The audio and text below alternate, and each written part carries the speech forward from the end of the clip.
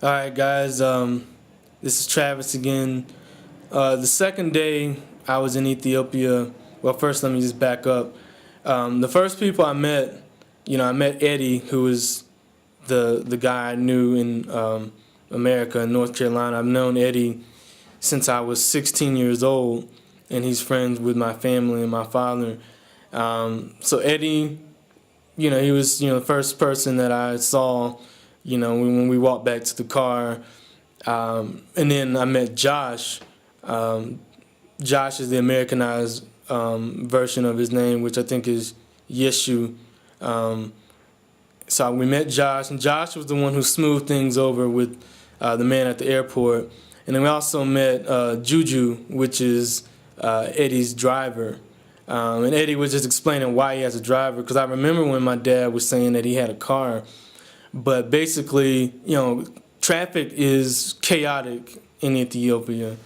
I know people complain about traffic in the United States, but in the United States, we actually follow traffic laws. We have, an organized system of laws, of multiple stop signs, yield signs, lines in the road that people are expected to not cross or to use good judgment with, as well as jaywalking laws and a lot of stoplights. Well, in Ethiopia, then you don't hardly see any stoplights. There's hardly any stoplights. It's pretty much first come first serve. If your vehicle is bigger, you might get more grace to move around, but basically it's a hot mess. And the pedestrian has more rights than the driver. So even if the pedestrian walks in front of your car, if you hit them, you're in trouble. And so pretty much on day two, they let me sleep in till about 12 noon. And me and Eddie and Juju picked me up. And me and Eddie went to a restaurant, and so we talked for a good while, just catching up, and he was just telling me about his experiences here, and just telling me about a lot of things, and we had a good talk. We had the same vision about ministry and leadership, and we were just talking about just a lot of things, and he was just basically just explaining the church culture in Ethiopia and how it's a mighty move of God, but also like some of his frustrations and et cetera, et cetera. So it was a good conversation. So after lunch, we went by his church a little bit, and actually there's people that they stay on the church grounds, and the church looks totally different than what I would imagine. I thought since it was in the city, it was going to be a storefront. But in Ethiopia, like if you have a certain size building or complex, it's in a compound, and it has like a wall with like barbed wire fence around it so people don't get in it, and it has like more like a gated door where you have to get someone to open the gate to get in. So we went to his church, and I met the different people at the church. A guy named Simi. Was a cool guy. And so, we were just talking, and then, we didn't stay at the church long, but he just showed me inside the church. We prayed, and it was, a real powerful prayer. And then me, Eddie, and Simi, we went out. And we, there were people working at the church just trying to build a library. So they were working on book jackets and book insert things. They were doing everything by hand. And so we left, and then we all went out and we had some coffee, the Makito. We had some coffee, and, we just sat down. I took pictures of everything, and we just talked about different stuff. They also gave me I guess it was some mixed fruit drink. And when we went there, since I'm an American, there's certain things that, because of my body tolerance as an American, with the way we cook our food, certain things that I'm not used to, and that I can get sick. And one thing is the fruit, because the fruit is very fresh, which is good, but they don't clean it the way that we do. When we get our fruit, it's already been processed and cleaned in a certain way. Well, they pick theirs right off of the vine or the tree or out of the field, and they just eat it. So unless you're used to that, you can get sick.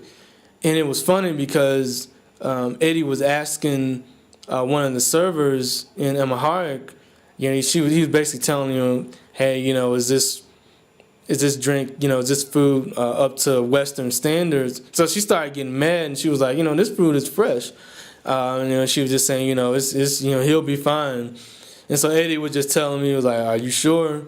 It just turned to me. I said, yeah, I'll try it, because he was a good restaurant, but he just wanted to make sure. And so we prayed, and I didn't feel sick or anything. So anyways, we go back to the church, and we get Simi's fiance, Salomni, and one thing about that, in Ethiopia is different the way that they do it. A man, when he wants to ask a woman's hand in marriage, like, it's very secretive at first. So he might be courting the woman, and they'll get engaged or whatever, but they won't go through with the marriage or with the planning until they've talked with the father. And they usually bring about 3 or 4 men with them, and they sit down with the father, and the father will either approve or he won't. And then if they say no, they keep coming to him until he says yes, or it just won't happen. And so Simi has not met Salomni's father, and we drove by his father, and so Eddie was joking when he was like, if you want to, we can turn around. And so, he was all scared. He was like, no, he'll want to beat me up. So anyways, we get back to the church, and we pick up Salomni, and we take Eddie home because he was tired. Thursday is usually his day of rest or whatever, and so he was tired and he wasn't feeling well. And so they took me out to this nice restaurant called Amsterdam, and they asked me at first if I wanted a traditional meal, but if I said I wanted to eat it, but they said no, we're gonna wait for the pastor to take you to a better restaurant that serves better traditional food. But the food was good there. I ordered like a grilled steak with like mixed meat, and so it was real good. And so we're eating, we're talking. They were asked, we were talking about, just American movies, and they were telling me that they like American movies over Ethiopian movies because Ethiopian movies don't have as good production, and they've only been making Ethiopian movies in the last 5 or 6 years. So I was shocked. And they're also, just saying they really thank God for Eddie. He's been a huge, huge blessing in their lives, and I concur with them.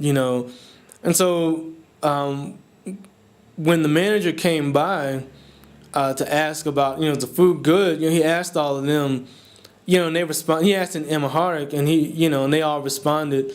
I didn't respond because I don't speak Amharic, and so he was still looking at me, and so then they telling me that he wants to know if it's good.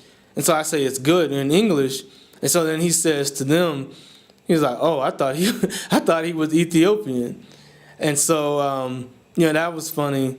And, after that, we leave, and, they take me back home.